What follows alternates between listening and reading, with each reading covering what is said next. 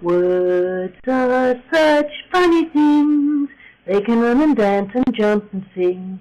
They can do most anything. They can even do the Highland fling.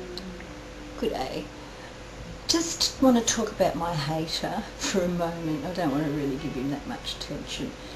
But he came up with a word the other day, a conglomeration of words for me. On my channel page he left a comment. I took it off because I didn't like it, and mainly because it was really untidy, because he'd done his usual trick and opened the account just to insult me and then closed it, so he got one of those little pictures with nothing, you know, an anonymous face. Interesting. Anyway, enough raving on about him. He came up with a word, a conglomeration of words, and the comment was ha ha ha ha ha, 5 of them. G, you're fugly. Now I presume that was a mixture of fucking ugly, and I'm fucking ugly. That's his opinion. Anyway, that's got nothing to do with it. What I want to talk about is words and how strange they are, and how we pretend with words.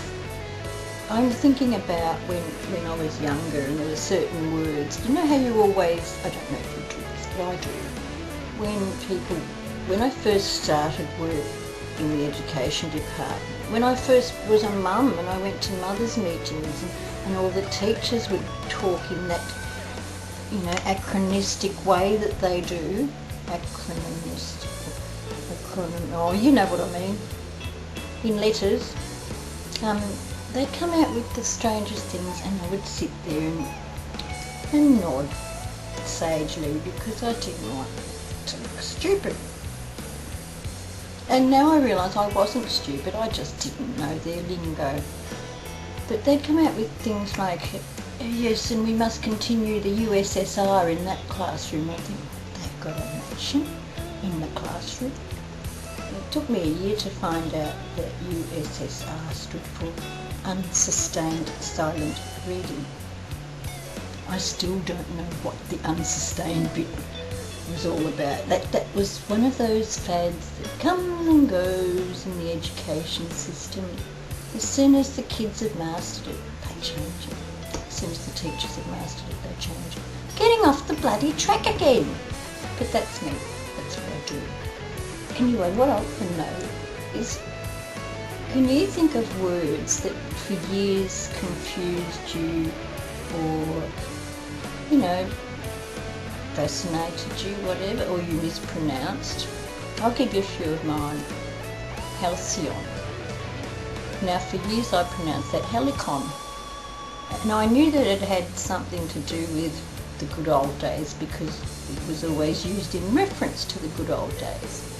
And my husband has recently admitted to me that he did exactly the same.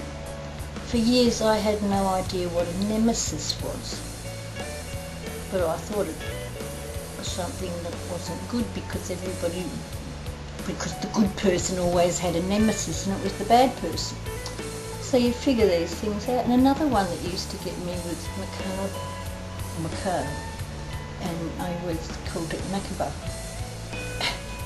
So have you got any words that you either still mispronounced? Do you have any situations that you were in where you pretended you knew but you really didn't?